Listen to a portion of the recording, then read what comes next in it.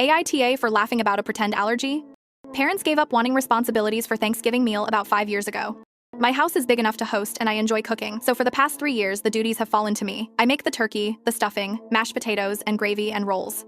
Others bring sides and things like chips and drinks. This year, my brother and his wife came into town early and stayed over. Thanksgiving, mid-morning, my sister-in-law wanders into the kitchen while I'm making stuffing. She sees my pile of bread, crumbs, celery, onion, sausage in a bowl, and me sautéing mushrooms. She says, "What are those for?" I told her they were for the stuffing.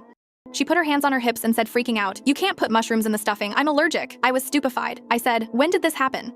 And she just looked at me like I was an idiot, so I said, "When did you discover you're allergic to mushrooms?" She scoffed and said, "I've always been allergic. Now the thing is, when I make my stuffing, I like things to be well incorporated, and I always chop the mushrooms small after I sauté them. So they're not actually apparent in the mix as mushrooms among the other ingredients."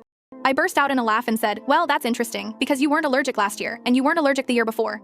She asked me what I meant, and I told her I'd been making stuffing like this every year she's eaten it, and furthermore, she's raved over it, and had zero allergic reaction.